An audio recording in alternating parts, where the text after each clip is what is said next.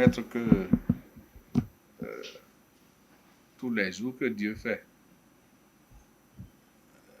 on constate en général dans tout le pays l'amélioration en ce qui concerne les tests. Les tests. Qu'est-ce que je veux dire? Je veux tout simplement dire que ce dont nous allons parler aujourd'hui existait depuis, mais c'est à peine il y a 2 semaines que nous avons pu formaliser ça au niveau de la commune de Savet, dans le domaine de l'urbanisme. Qu'est-ce que c'est? Ce n'est rien d'autre que l'amélioration des conditions de vie de notre population. Parce que, pas plus tard même que ce matin, j'écoutais, je crois, la radio, c'est France Inter, je crois. Et il paraît que dans Abidjan-Ville, les gens sont en chantier et le bâtiment s'est écroulé. Il y a eu 6 morts à Abidjan-Ville. Ne parlons pas de ce que nous avons suivi chez nous au Bénin. Et pire encore, quand vous prenez même nos villages, avec les intempéries là, les vents violents, les rafales, les tourbillons là, pas plus tard que la semaine dernière, à Moka, le village de Moka là, il y a eu des toitures qui se sont envolées comme des oiseaux après une petite tempête. Est-ce que vous pensez que c'est normal? On va continuer dans ce désordre-là à enterrer gratuitement les vivants, à perdre de l'argent. Pourquoi ne pas faire les choses dans les normes? C'est de ça qu'il est question. Et c'est pour cela que le comité d'urbanisme a été installé depuis la semaine dernière, pour s'occuper de tout ce qui est construction sur toute l'étendue du territoire de notre commune. Voilà ce dont il est question.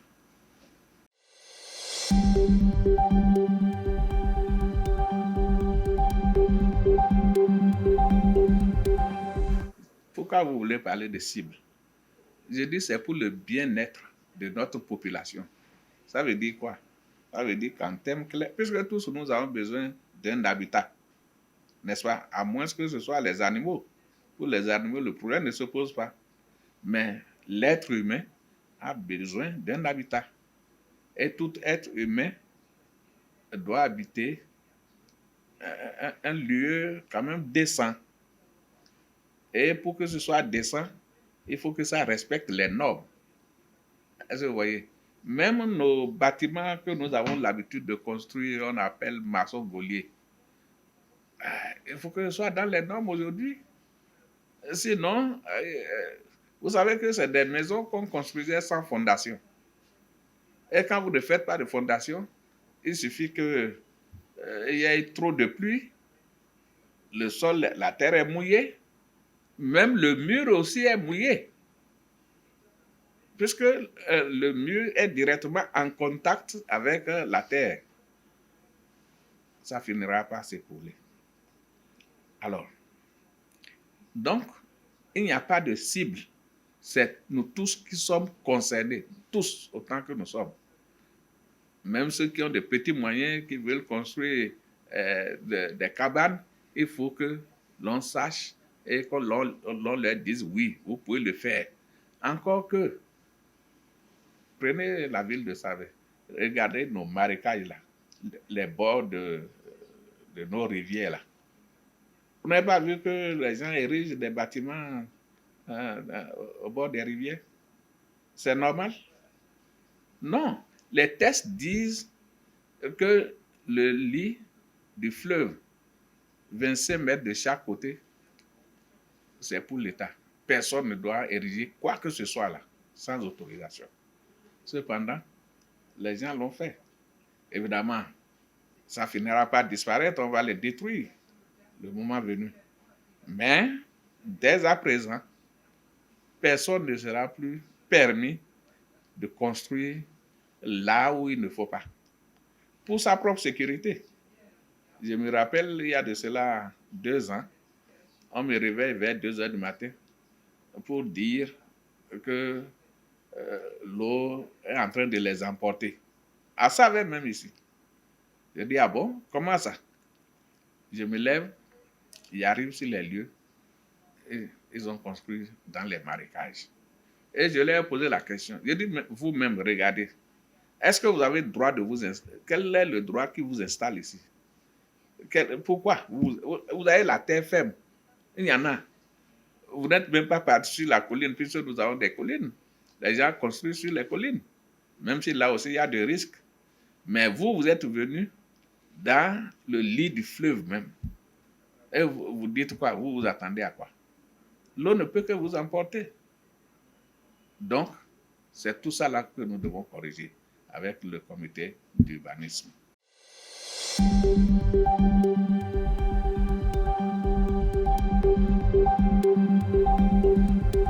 Avant de parler de type d'autorisation, les avantages, comme je vous l'ai dit, il ne faut pas voir le côté finance. Ce n'est pas ça l'important. Pour nous, l'objectif, c'est que nous puissions avoir des habitations dans des conditions normales et que nous n'ayons plus de problèmes de sommeil. Hein? Il pleut, comment est-ce que ça va se... Ouais, même aujourd'hui, nos frères là, qui sont dans les villages les plus reculés, ils prennent des gens, même quand ils finissent les maçons voliers là, la charpente, elle n'est pas bien faite, et ça coule, il suffit d'une petite pluie pour que tout s'envole. Et qui est perdant? Qui est perdant? C'est eux. Ou bien, je vous ai dit la semaine dernière ce qui s'est passé à Moka. Si c'était dans les normes, de toutes les façons, ce qui est bien fait, le vent ne peut pas emporter ça. Sauf cas de cataclysme, et qui est rare chez nous. Mais les petits vents qui emportent nos toitures là, ça veut dire que les normes ne sont pas respectées. Donc, celui qui gagne dans cette affaire, c'est le peuple, c'est la population qui gagne. Maintenant, quels sont les types d'autorisation? Il y a 3 types d'autorisation. Il y a le permis de construire de type A, de type B et de type C. De type A, c'est les petits bâtiments qu'on érige par-ci, par-là. Type B, c'est moyen. Et type C, c'est des immeubles. Donc, chaque type a droit à un permis de construire. Il faut que ce soit clair pour les uns et les autres, qu'on ne va plus continuer dans le désordre pour que nous continuions pas à enterrer les nôtres. On ne veut plus qu'on enterre les gens pour des cataclysmes. Non. C'est de ça qu'il est question.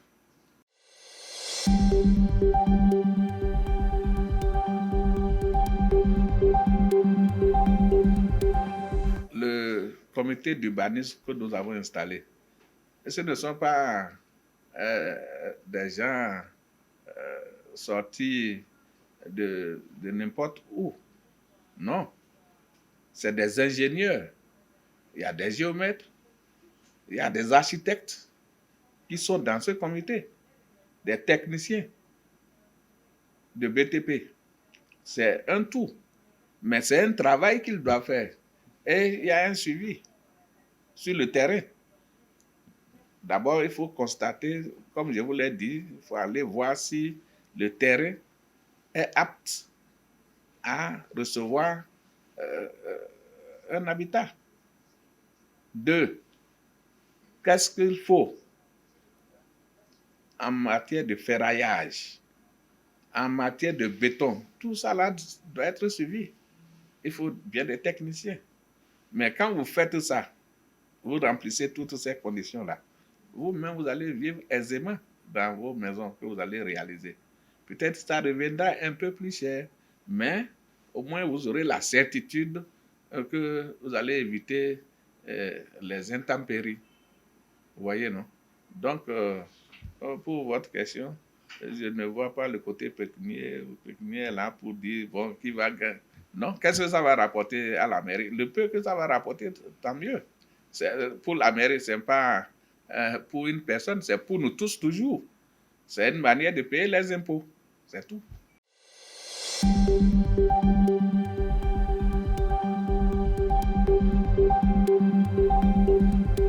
De toutes les façons, tel que c'est fait, il y aura des séances de sensibilisation, même dans les hameaux les plus reculés. Le travail se fera, le travail de sensibilisation se fera.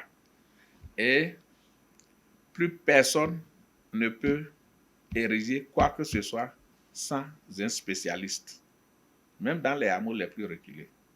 Il faut qu'il y ait un suivi pour éviter la catastrophe. Et votre question, bon, j'aurais déjà appris que certains vont de part et d'autre pour dire, bon, c'est nous qui sommes de la mairie. Non, ça là, ça ne nous inquiète pas. Il n'y a même pas à s'inquiéter, pas du tout alors. Quand est-ce que ça va commencer? Je crois que nous avons tout ce mois-là pour faire le travail de sensibilisation. Ça, on a déjà commencé, hein? Mais quand le comité lui-même démarrera, vous verrez des signes distinctifs sur chaque membre du comité. On saura que c'est les gens de la mairie qui sont là. Ce ne serait pas des vanne-pieds ou des fauteurs de troubles qui viendront créer des problèmes à notre population. On y veillera de toutes les façons.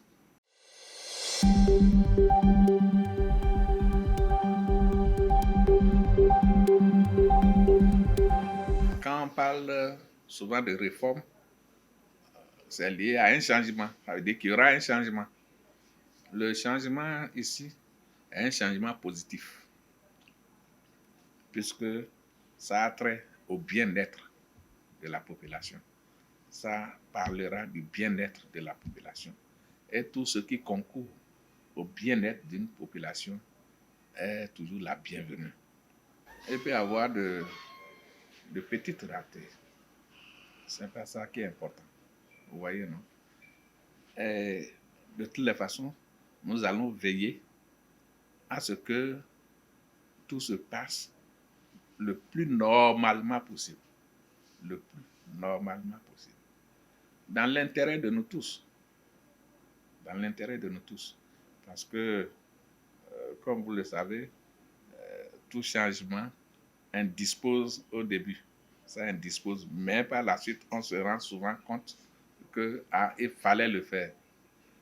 C'est que ce peut ne pas être très, très aisé pour nous, mais on y parviendra. Bon, oui, que la population comprenne que cette réforme, c'est pas pour le maire ni le conseil communal, encore moins le SE, le secrétaire exécutif ou le chef service affaires domaniales. Pas du tout. C'est pour nous tous. C'est pour toute la population. Et il faudrait que l'on puisse l'accueillir bras ouverts, qu'on l'accueille tout comme si c'est un nouveau-né. Et quand on entend le cri d'un nouveau dans une famille, il n'y a que la joie. Il faut que ce soit cette joie qui se manifeste pour cette réforme.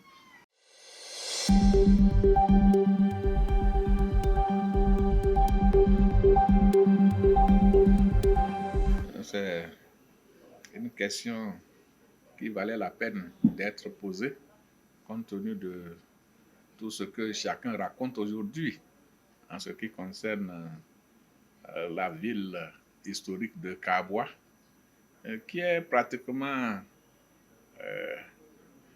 la principale ville des Tchabais en matière, dans le domaine de l'histoire. n'est-ce pas? Et vous savez que, je vous ai d'ailleurs toujours dit ça, hein, que l'administration n'est pas mêlée euh, aux affaires traditionnelles. Pas du tout. C'est-à-dire l'intronisation d'un roi ou d'un chef, ce n'est pas l'affaire de l'administration communale. Pas du tout. Par contre, tout ce qui peut créer un désordre, tout ce qui peut mettre en péril l'ordre, ah, ça, la mairie doit y veiller scrupuleusement. Le maire doit prêter attention à tout ça pour éviter des déconvenues, n'est-ce pas? Et c'est en cela que, en son temps, le préfet, d'abord moi-même, j'ai dû sortir un arrêté d'interdiction de toutes les intronisations à problème. Les intronisations conflictuelles, pas du tout. Mais s'il y a entente, pourquoi pas? Ça ne nous concerne pas. Mais en ce qui concerne Kaboua, ça a atteint un niveau tel que le préfet lui-même a dû sortir un arrêté pour interdire quoi que ce soit.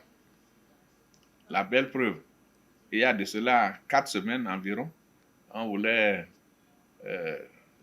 introniser un chef religieux. Bon, comme ça, c'est religieux, au loup ou quelque chose comme ça. Ils m'ont dit, j'ai dit, allez-y. S'il n'y aura pas de trouble à l'ordre public, en quoi ça nous gêne? Prenez les autorisations, remplissez les formalités, et puis ça y est, ça s'est fait à Kaboua. Par contre, pour ceci, les gens ont outrepassé ce que le préfet a décidé. Et dans ces conditions, ils ont fauté. Et quand vous allez contre la loi, on vous applique cette même loi. On vous applique cette même loi. Donc, tout est au niveau de la préfecture, ce n'est pas au niveau de la mairie. Et, bon, j'estime que ils finiront par trouver une porte de sortie. Une porte de sortie. Parce que le problème, c'est entre frères, en réalité. C'est entre frères. Bon, évidemment, ça n'a jamais été facile. Hein? Ça n'a jamais été facile. Les gens doivent se tirailler sans vouloir. Mon souhait, mon vif souhait, est que la paix, la quiétude puissent revenir dans cette famille princière de Kaboua, puisque nous avons besoin de tous. Hein, nous devons nous mettre ensemble pour être forts et pouvoir construire notre commune. Hein, que ce soit A ou B, nous avons besoin de tout le monde. Donc, c'est pour cela que je prie l'Éternel pour que et puisse intervenir dans ce dossier, que la paix puisse revenir et que les deux familles là s'entendent pour le bonheur de nous tous. Donc voilà ce que je peux vous dire par rapport à l'intronisation. Qu'on ait intronisé ou pas intronisé, le problème n'est pas encore là. Moi, mon problème, c'est qu'ils puissent s'entendre et que l'on ait un balai d'ici là à Kaboua.